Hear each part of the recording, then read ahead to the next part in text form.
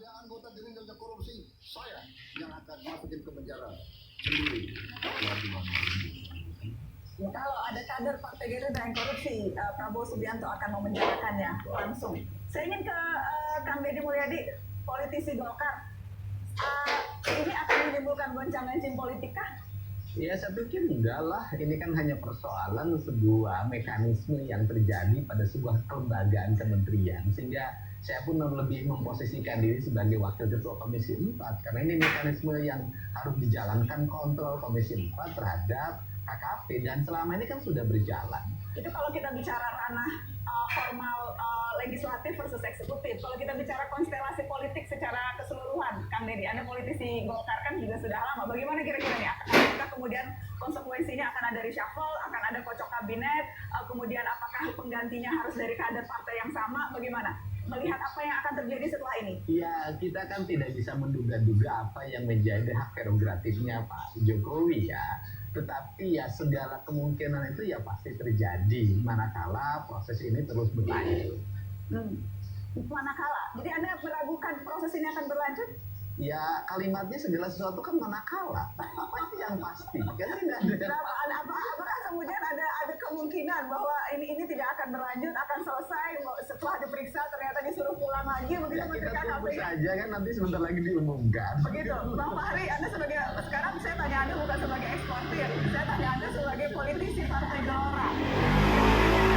Konstelasi politik biasa-biasa saja atau akan ada guncangan atau prediksi Anda bagaimana?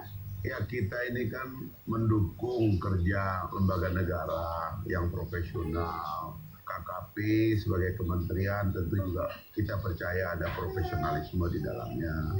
KPK juga sebagai lembaga penegak hukum juga profesional.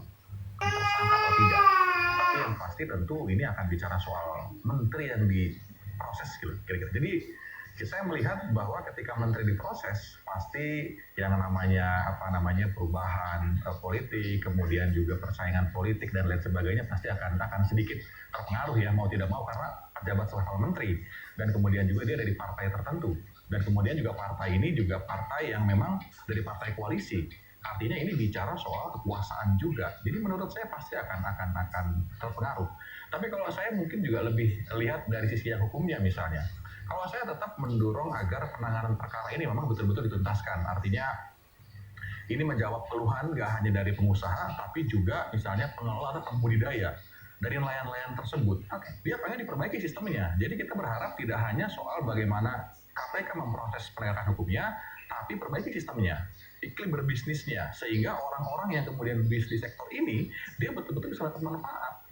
Saya ingat Kiara sempat mewanti-wanti, janganlah petinggi atau menteri yang mengurusi KKP itu dari pejabat politik. Ya, apakah kekhawatiran itu yang membuktikan sekarang ini sebaiknya memang bukan orang politik yang ada di KKP?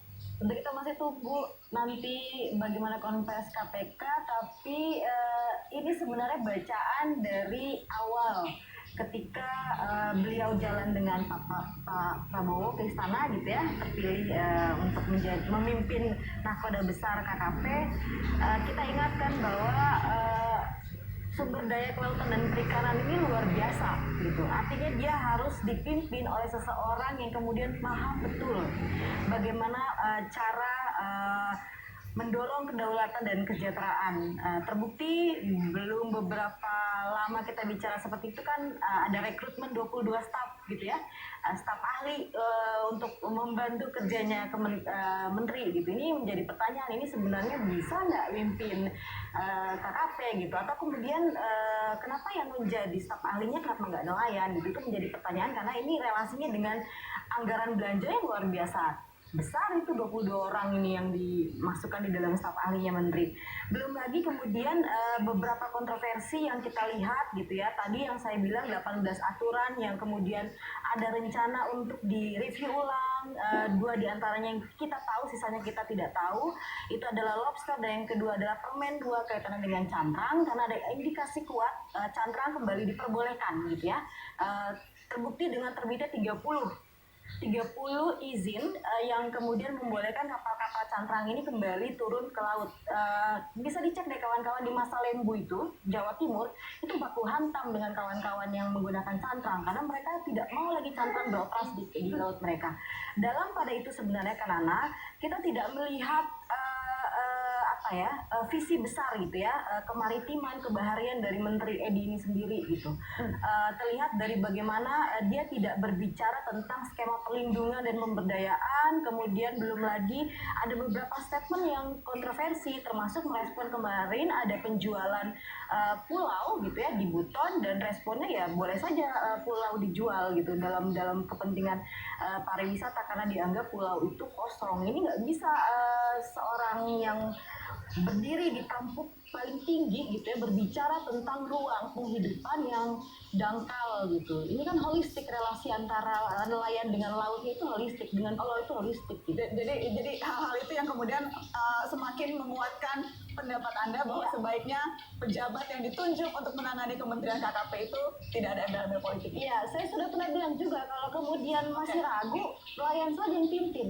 Nelayan saja gitu ya. Iya, nelayan Jadi saja yang menteri. pimpin jadi Akan didukung oleh Komisi 4 tidak tuh Ya, nelayan. ini Mbak Nana. Kita break dulu, Kang Deddy setelah pariwara tetap di Mata Najwa.